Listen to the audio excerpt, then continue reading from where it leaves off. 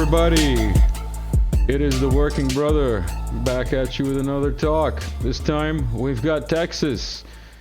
Definitely by that one poll that we had, he is our favorite guest. He led in that poll by an unfair advantage, I would say, having one of the bigger followings on Telegram. Welcome back, Texas. How you doing?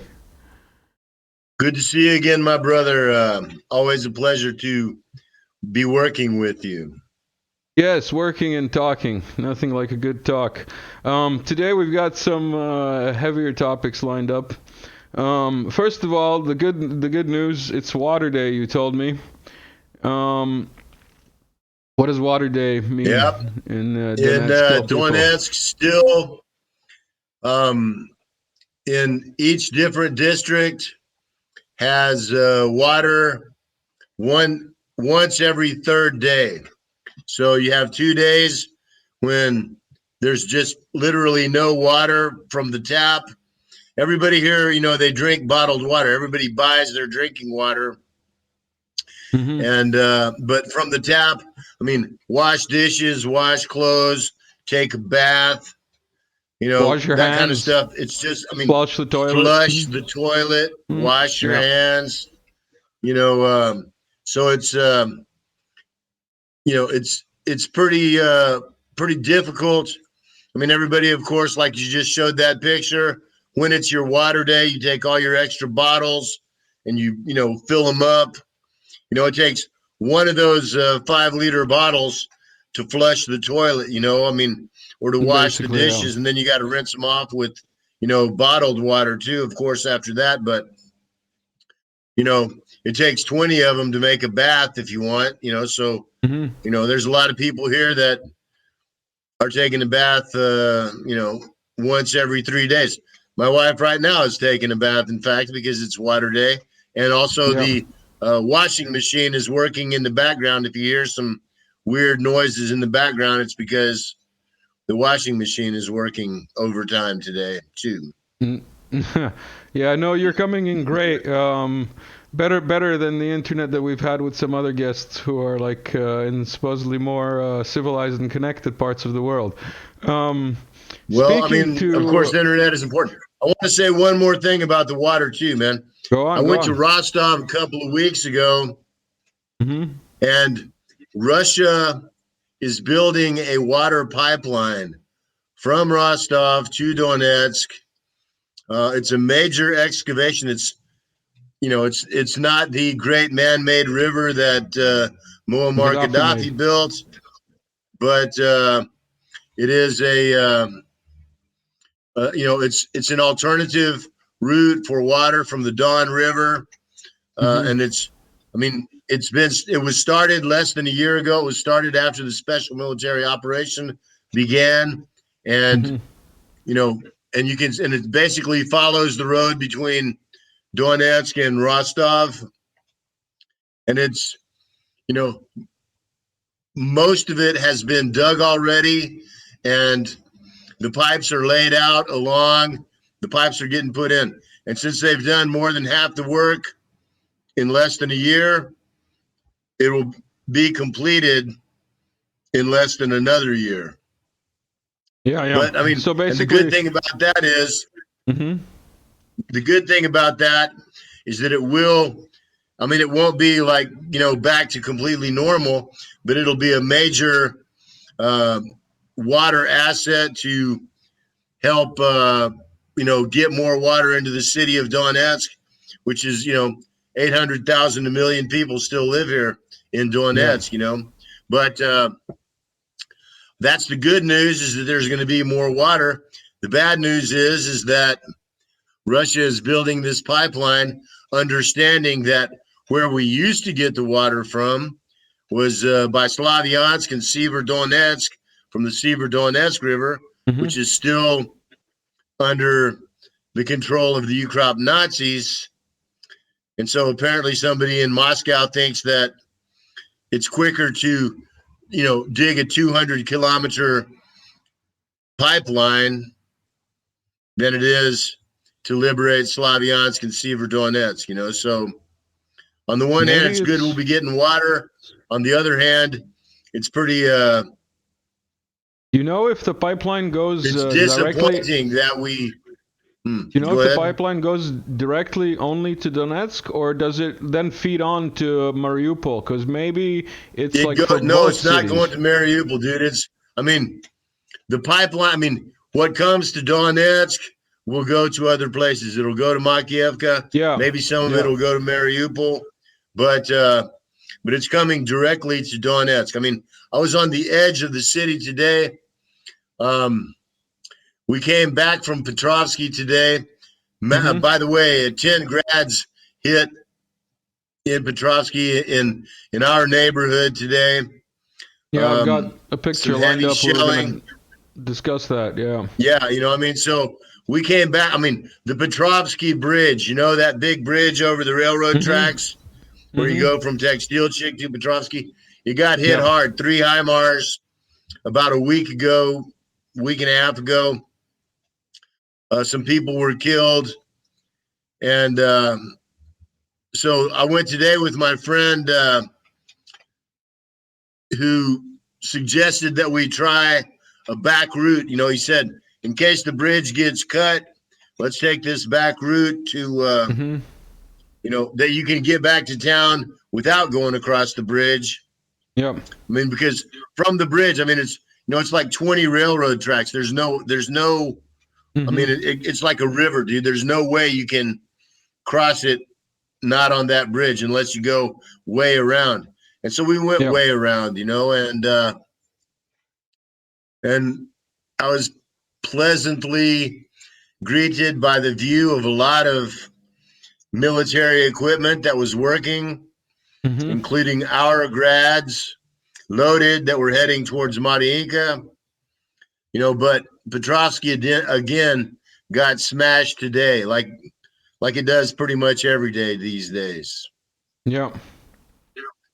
I was going to bring up also, considering we're talking about the shelling of Donetsk, recently you shared monument to the heroes also got hit. Let me play some video of that in the background while you can speak to we've already covered this with our regular guests, but some other people might not know about this monument and it's a collection of monuments, the legendary heroes of the Donbass War: Zaharchenko, Givy, Motorola, Korsa, the commander of Piatnashka, Mamai, and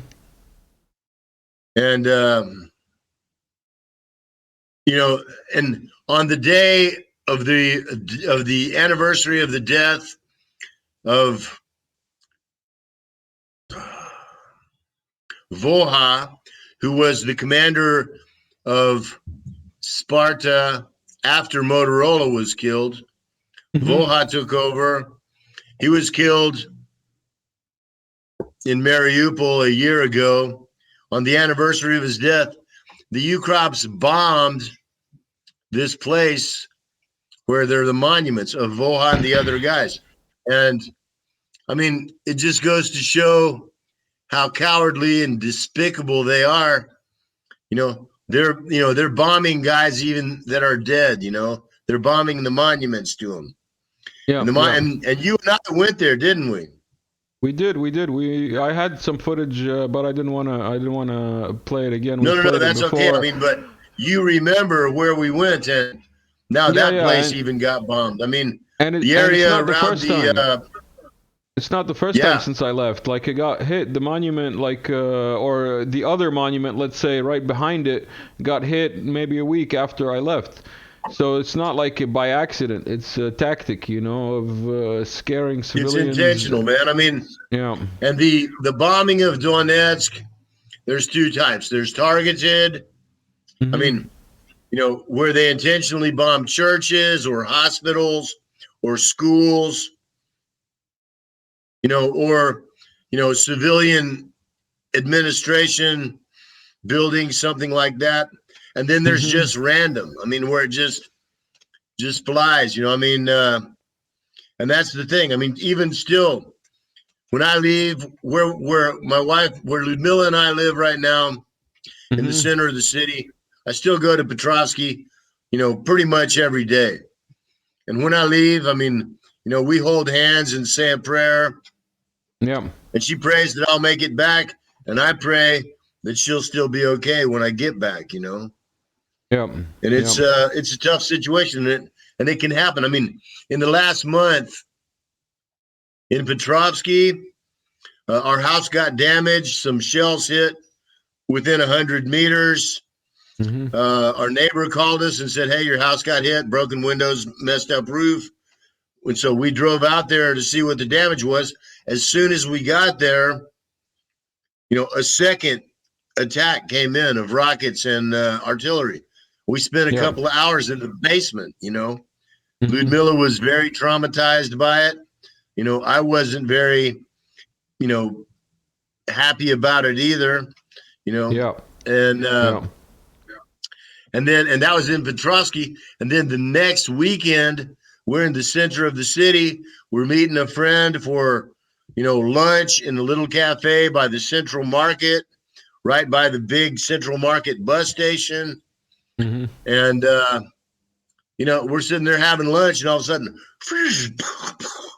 within 50 meters, 2 Grad rockets hit, I mean, and that's totally just random terrorism. That's the one where we showed your Lada parked outside, right? In that random footage. Exactly, bro. Yeah. I mean, and that kind of stuff. I mean, it's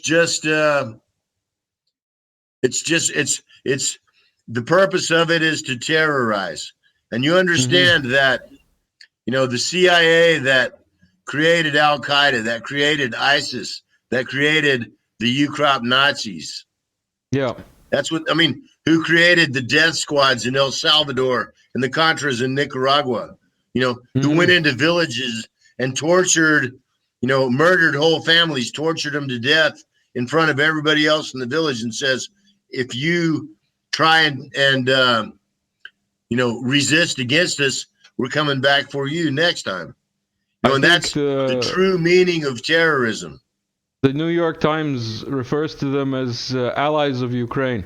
I think that's the newest newspeak. You heard about that, Nord Stream. With the New York Times, because it's already covered in shit anyway. You know about their article that came out recently about the pipe. Yes, I do know, and I mean, and it's like, and Seymour Hersh had the correct response. He's like, they can't be that stupid, and they're not that stupid. Of course, they know they're lying, bro. Of course, I mean, it's just like the things from the BBC and La Stampa and New York Post that I showed you when we were here, where they take a picture of a UCROP attack on Donetsk, and then they put it in their newspaper on the front page and say, "Look, Russia is attacking Ukraine." It's the opposite of the truth. It's inversion. It is a black lie, dude. It is a damn lie. Let's sober up a bit with you wanted to talk about, while we're still on the subject of civilians and bombing of terrorist bombing of Donetsk, let's say, the girl Alina, who was recently killed. Why don't you speak to that a bit? That happened, on the same day as the bridge got hit. And it was Alina Karpenko. She was 14 years old. Yeah. And if you can, put up the picture of her there just to show, I mean, she's not trying to look sexy or like a prostitute or a lesbian or something. She's trying to look cool and smart. And she's dead now because she got murdered by UCROP Nazis with weapons and directions from American Nazis. And it's, and the thing was, and this is what is like cutting me off at the toenails, bro, is that I put up a post about her on V Contact, Mm-hmm. And my VContact account got blocked for 24 hours. So the And whole this is the account kind of got blocked. shit. I just thought it was the what's it called? No, The I post couldn't that fucking got. log in for 24 hours, dude. And it's the same kind of shit that I used to deal with fucking Facebook. Mm-hmm. Mm-hmm. And Yeah. you would think, I mean, the whole reason to go to VContact or Telegram, and I've never been censored on Telegram, but and this is the first time I've been censored on VContact. But you got to wonder, you got to wonder what the hell's going on when a real, Donbass patriot, defender of Donbass, in which if you defend Donbass, you defend Russia, and they dare for any reason to censor my account. I mean, of course, Did you appeal I'm it? expecting it from Twitter or Facebook, or something like that. But when it comes from VK, it's like a knife in the back. Maybe it was a bot, Maybe it wasn't like a real person. Like maybe it was automatic, and if you appealed it, they would have. Doesn't matter. And you know what? And it wasn't, because the dude that owns VK is a Russian oligarch that sucks the ass of the West. And the same thing with Telegram, and it's like, and what I don't understand, and this is where I'm getting ready to get deep and philosophical with you, bro, is that, Russia is losing the information war pathetically. Yeah. RT is a joke. The clowns that they have on there, instead of the people that they could have on there, it hurts my eyes to even look at. I don't even watch RT, man. I mean, there's some good people there, and most of them say, you know what? All the big shots are a bunch of liberal, Western bootlickers, and I've gotten that from a lot of people, and it's a fact. You can tell it by their work, and the same thing with Sputnik News. I was on a radio show in Washington, D.C. with Sputnik News, and I was with a good guy. It was called the good guy is called Lee Stranahan, and I've been on his show there in Washington, D.C. on the radio multiple times. And then this last time, he had this dude, a co-host, Carmine from New Jersey. And from the very get-go, I mean, the first thing he said is, I'm a stickler for the facts, and so I knew that he was an idiot and an asshole from the get-go. And then he starts telling, and I told him, and this is on Sputnik, bro, Russian radio. Yeah. And they have this idiot. They're paying this idiot to be on there. And I tell them, hey, you know what? It's a historical, irrefutable fact that 80% of the German army was destroyed by Russia. And this dude, this buffoon, which I called him a buffoon, by the way, on the air, which he is. He says, "Oh, well, you know what? I think you're falling for the propaganda, and you're doing historical revisionism." Yeah. I mean, so this kind of stuff. I mean, the thing is, it's like with Prigozhin and Wagner. How in the hell can it be that the most successful military unit in the entire Russian military has to beg not just for ammunition, but for shovels? You think that's real? Bro. Yes, I guarantee it's real, man. I guarantee it. And you know how come I guarantee it? Because I know people that are in Wagner. I know people that are in Spetsnaz, the DPR Spetsnaz battalions. I know people that are in Vostok. I know people that are in Ugledar. I know people that are in Artemovsk. I know people that are working, all along the front. And of course they say it's real. Let me ask you for your opinion, because there's 2 or 3 competing theories about the Wagner ammo story that's going on. And like the one perspective is that it's all like a ruse to make them look weak, so that the Ukrainians send their best troops into the cauldron. Okay, that's one idea. And the other idea is that the Wagnerites are using a lot more ammo than the regular Russian army. So when the Wagnerites say we don't have ammo, they actually mean we don't have 2 or 3 times the amount of ammo that the Russians would normally use. And it's like, a qualified we don't have ammo. It's not just we don't have ammo. And that second one is exactly right.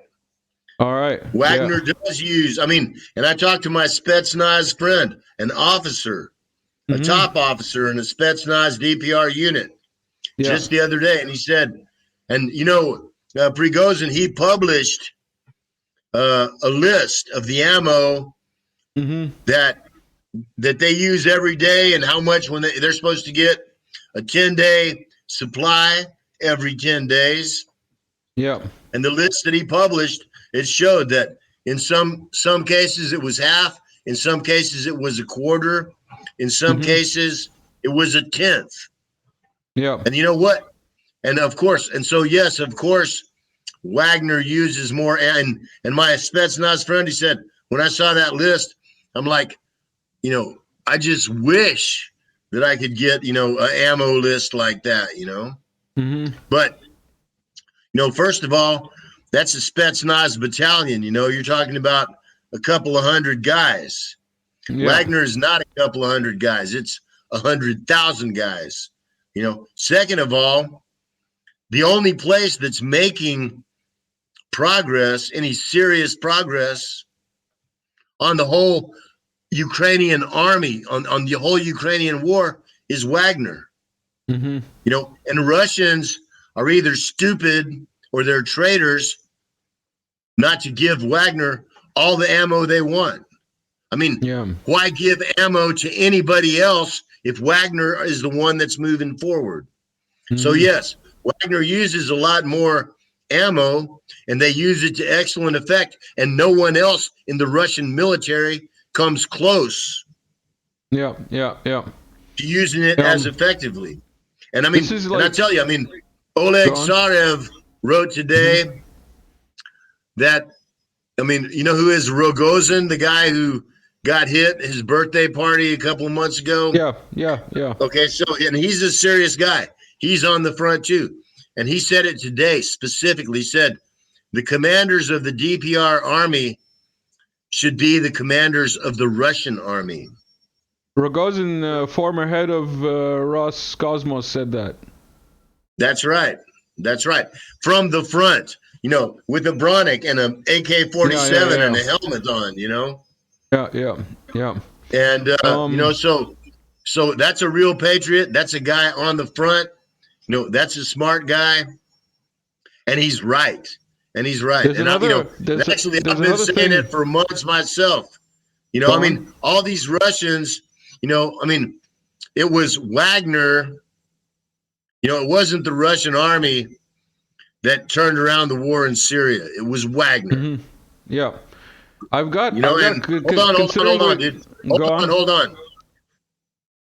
And the DPR has been defending, the People's Militia has held the line for 8 years.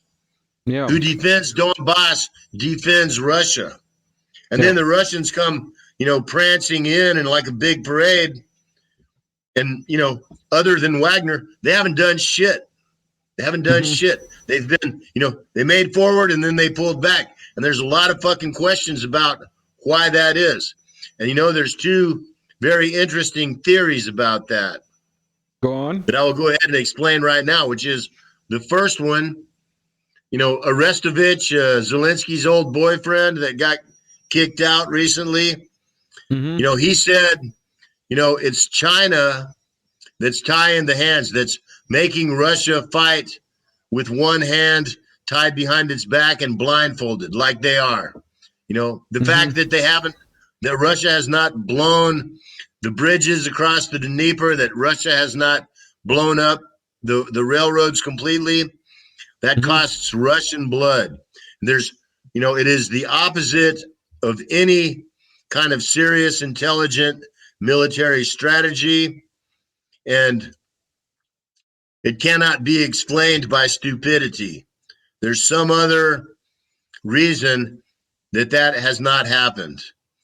And so Arestovich says it's the Chinese. He says the Chinese have a lot of investments in Ukraine.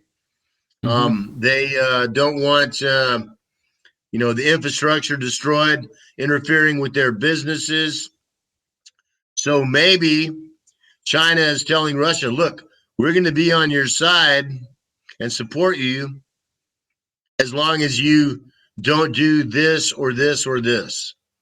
And that's what Arestovich says. And he's a Nazi and he's a piece of shit. And I don't really believe anything he says. But it's an interesting theory that would, to some degree, if true, explain logically what's happening. You said there were two theories, right? Yeah. Go on. Maybe it's not China that's tying the hand behind the back and putting the blindfold on Russia. Maybe there's another country that also has major influence around the world. It's a country that pretty much owns the government of the United States. It's a very small country. It's in the Middle East. Comedy show. You know what I like to refer to it as the Middle East's oldest democracy. Middle East's oldest democracy. There you go. And the coolest curly sideburns. Yeah. But you know what? Comedy show. Like, share, and subscribe. Yes. And believe me, bro, I mean, I hate Nazis. I hate Hitler. I hate the ideology of Nazism. I hate racists or anti-Semites or anybody else. Yeah. And I'm not in any way degree against Jewish people, but I'm against Pharisees. Remember, dude, I'm an Russian Orthodox Christian. Yeah. I love Jesus Christ, and Jesus was a Jew. So how can I be against Jews? But I remember, and I always loved, ever since I was a little kid, the first time I heard the story about how he kicked the ass of the Pharisees at the temple in Jerusalem. They were, selling stuff and changing money. Dude, that was the coolest thing I ever heard when I was a little kid. And I still love that story. And I understand that there's a difference between good Jewish people,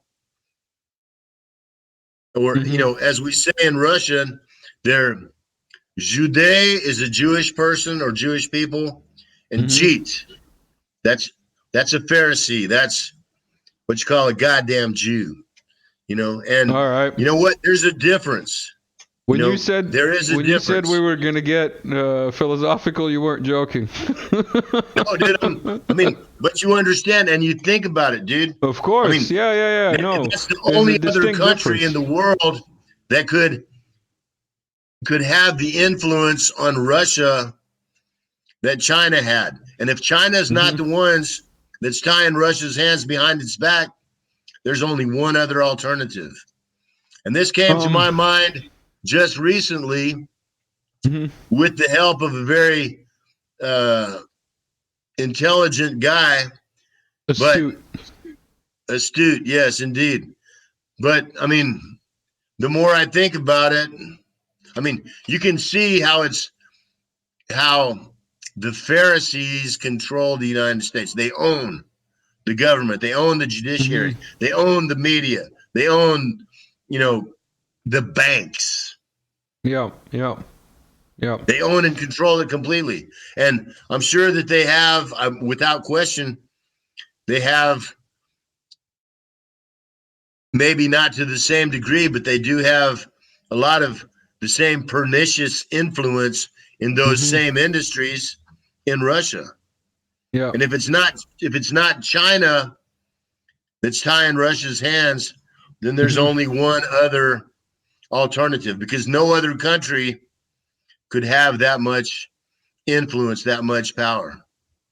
Yeah, yeah, it's possible. Everything's possible. Like we've had so many guests on with so many different insights into the geopolitics of, the last 200 years against Russia, that everything is possible. Let's put it that way. But one thing that's unbelievable is the coverage that we often get from the West. Can we go into the shovel story? Because you already mentioned shovels. But I wanna bring up the the media from the UK that says that Russian reservists are fighting with shovels. What do you have to say about Russian military shovels and Western propaganda? Well, that's called a Lapatka, a sapper shovel. I Mm-hmm. own one myself. I've donated about 100 of them back in the day to the Spetsnaz battalion here. When I Mm-hmm. was in Han Battalion Spetsnaz in 2015, my commander, the battalion commander, had been in the fight at Sour Mogila Yeah. in 2014 when it was hand-to-hand fighting. And Mm-hmm. and it was a well-known fact that he killed some Ukrops, and I mean, as in plural, as in more than a couple, Yeah. with exactly one of those shovels. I mean, It's so of course, I mean it's not like they're going to the front with just a shovel. And I can throw a shovel like that too. I can throw it better than that guy just threw it. yeah, I can yeah. throw a He's a knife recruit. well too. But yes, those are excellent weapons. They're also good for digging in. Prigozhin was angry about, when he got shorted on the ammo, he said, okay, well, if we don't have the ammo, we can't move forward. So we're going to have to be static. We're going to have to stay in one place. Send us some shovels so we can dig in. And the Russian MOD failed to send them that too. I don't know what to say about that. That must be bureaucracy doing its finest. Tell us, recently I've heard a lot that Russian aviation has been more active in the skies over Donetsk and generally in the area around you in the front. Um, what do you think that signals, and how does it feel to have them, flying overhead more often? Well, I mean, I can tell you that one day from our apartment in the center of the city, Mm-hmm. Ludmilla and I were here. It was like in the morning. We were drinking coffee, and two Su-25s flew over probably 100 meters above our apartment, Mm-hmm. and it really freaked Ludmilla out because she thought, the sound of the approaching jets also sounds quite similar to incoming artillery. Mm-hmm. Mm-hmm. But now she knows the difference. I've seen them over the center of the city many times.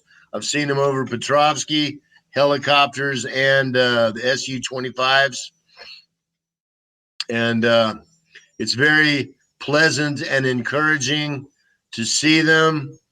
We respect and appreciate the pilots that are doing good work there. And, I mean, every time we see them, it lifts our hearts. I would rather see it like be from the Second World War. So instead of you see two of them at a time, and there's always two of them, of course, I would rather see 200 of them, Yeah, but, yeah. in We the live in meantime, different times. Yeah, yeah. yeah. I also wanted to bring up something from the recent news. I've got a clip here of Lavrov speaking at one of the summits that recently happened. Let's play it and get your reaction right as it goes. Take their own positions. Putin explained in great detail before we started this operation why we are doing this, why we didn't have any other choice. The West condemned. Treat others as grown-ups. as mature people. Don't tell them what position to take.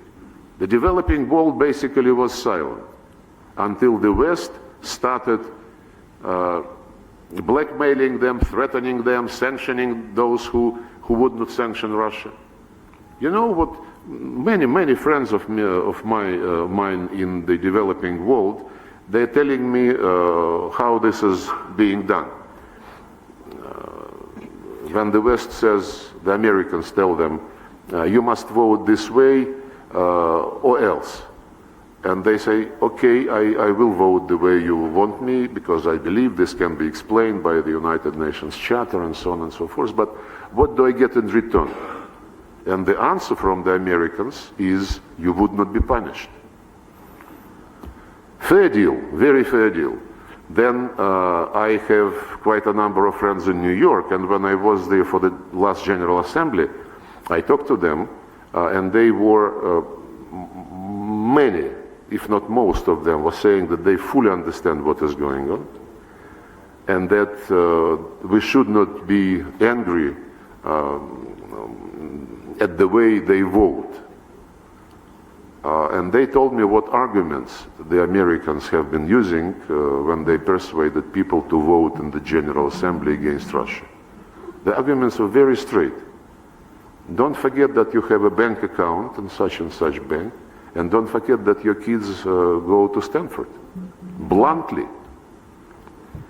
And I am sure that there are many people in this room who know that this is true. What do you have to say to U.S. behind the scenes blackmailing other countries to vote in the UN and other organizations as is needed? I admire Lavrov very much. He's, the greatest diplomat in the world today, in my opinion. He's good. Just as Putin is the greatest statesman in the world today, in my opinion. I understand, and I'm not 100% sure if it's true, that Lavrov's children and grandchildren live in Israel. So I don't know if it's true or not. I haven't heard that. Well, I mean, and I can't say it for sure, but I have heard it, and I would very much be happy to be proven wrong. But it's a rumor that's been around in Russia, and it has not been proven wrong as far as I know. As far as the UN, it's a bad joke. It is obsolete. It is useless. It is a tool of Nazism and imperialism. The little countries are beaten into submission, just as Lavrov said. And it is a caricature of what it pretends to be. It is a vile lie that it has anything to do with representing nations of the world equally. It's a complete lie, and you can prove it by the fact that since 2014. Every year Russia puts forth to the General Assembly a resolution, condemning the glorification of Nazism. And for all these years, it's basically been the U.S. and Ukraine that voted against it. Ukraine because it's a Nazi state, U.S. because they pretend, we're just defending freedom of speech, which is the greatest enemy, the most censorious, government in the world. The most propaganda lying government in the world is the U.S. And for them to say they defend freedom of speech by not condemning the glorification of Nazism is another, sickening joke. I mean, it's grotesque. But in the this last year, when Russia put forth, instead of two people voting against it, two countries voting against it, like more than 50 voted against it. And it's all, it's all these little small countries that are under the same whip like Lavrov was talking about, blackmail and stuff like that, And I mean, and I like and trust Putin and Lavrov, and I hope they're right. But, the point is, if somebody has bank accounts or children in the countries of their enemies, how can you trust them? How can you trust them? Yeah, it's a complex geopolitical game with many levels to it that we probably will never understand, and it's also being fought on a spiritual level, most probably. But I just wanted to highlight the fact that a lot of things go on behind closed doors or in hallways that we don't know or understand, and then a lot of other things are lied about, on top of that by the quote-unquote media. Of course, and and that is true. And there's whole, other levels of complexity and considerations that we have, no clue about. But my number one rule of politics, for half of my life, for more than 30 years, it's very simple. What they say means nothing. Yeah. And what they do says everything. Yeah. Yeah. So that's absolutely true. What we don't know who or why, but we do know for sure that Russia's hands are tied behind its back, and somebody's put a blindfold on them and said, "Go fight all of NATO with your hands tied behind your back and a blindfold on." And they're doing the best they can, but somebody has hobbled them, and I don't know who it is or why, but Ukraine, and of course it really is, all of NATO. There's tens of thousands of NATO troops fighting on the front line in Ukraine today. 100 billion just this last year from the United States in military support, not including the EU, not including Australia, not including New Zealand, et cetera, et cetera. So et cetera, ad infinitum, So they do, Russia is fighting an existential war against the combined West, as it did, in 100 years ago during the Russian Civil War, after the revolution, after the First World War.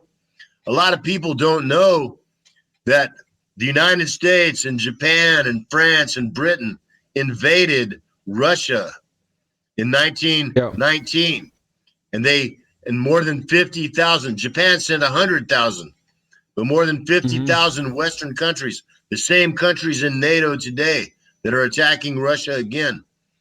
They sent in troops to help the White Guard, the Tsarists, to fight against the Bolsheviks 100 years ago, right here in Donbass. In a lot of places, but in Donbass too, in Odessa, in Mariupol, even. So you can see that it's history repeating itself, and it's a tragedy, but until the people all get together. And that's the thing that I'm trying to say, is that Russia cannot defeat the combined force of evil in the world by itself. It needs the help of all good people. Do you think in the world. we're building up? Do you think we're building up to a fever pitch? Do you feel like I do, man. Of course it is, dude. This war, Syria and Donbass, as I've said since 2015, these are the spear points, the flash points. But it's already a global war. It's already World War III. And one side is going to win and the other side is going to be destroyed. Yeah. And it's a war between good and evil. And it does have a very spiritual component to it. because the people that we're fighting are the people that, are the people that have this depopulation agenda, that want to kill 90% of the people in the world and then enslave 8 of the last 10% of them. And that's their real agenda. And it's working. You can see, the apocalypse, the 4 horsemen of the apocalypse. Pestilence, which is disease. No, don't. You're gonna get me banned off YouTube. Just saying. Okay. So, pestilence. Our other video, I'll leave a link here. But okay, so yeah, don't get me banned. Things that make people sick. Yeah. And famine, which is the lack of food. And when you see what's happening to not only food production and distribution in the West, and especially in the poorer countries, millions of people are dying, and millions more are gonna die because of the lack of food. And it's not just going to be in some Somalia or some country that nobody ever been to and heard of. It's going to be in the West too. And when there's just no food, it's like it's like that movie The Road. I haven't seen that. When there's no food, the only thing to eat is each other. And dying of starvation is the worst, most horrible, most painful, most degrading way to die. And if there's no food, that's the way everybody dies, unless they start eating each other, which is a pretty tough choice. So pestilence, famine, and war. It's anybody can tell that the best thing for Russia and for the world, for the future of humanity, is to get the war in Ukraine done with, a decisive victory as quickly as possible. Somebody is keeping that from happening, keeping Russia from being able to do that because of unknown considerations. Yeah. And so the people that are putting forth the sicknesses that are destroying the production and distribution of food, and that are prolonging this war, it's all the same people, man. Was that incoming? And that's true evil, and we fight against it. Yeah. Was that incoming artillery in the background, or? Yeah, it was. I saw you look, and it sounded like it. All right, on that slightly heavy note, let's switch to a slightly lighter note. There's a video that came out of Russian bears that are asking for a lift from the Russian army, and they want to go to Bakhmut and help the Russian army. So with that playing in the background, Texas, thank you for coming back on again. It's been a pleasure. And as always, it's been a wild ride with you because of your insights, not only on the ground, but also on the spiritual level. Texas, thank you for stopping by. Do you have anything that you want to say to the viewers who've been asking for you, by the way? Some of the viewers have been asking for you to come I thank back. people, people that are watching on YouTube, definitely you want to check out Telegram, you want to check out VContact. It's the alternative Russian version of VContact is like Russian Facebook. Telegram is like Russian Twitter. I was very upset about VK blocking me for 24 hours. It used to be Facebook would block me for 30 days at a time. So I don't think that's going to be a big problem. I guarantee that the censorship of VK and Telegram is minuscule compared to what it is on Western social media. It's also, both of those platforms have much better news coverage. They have much more intelligent discourse. The people that are there are, orders of magnitude above the people that are still on Twitter or Facebook, I mean, so, take a choice, get on those platforms, look me up there if you want. Yeah, we'll leave links in the description as always. Yeah. I'm still here in Donetsk. I'm not going anywhere. And as goes Donetsk, so goes the world. So pay attention, help out how you can. Exactly.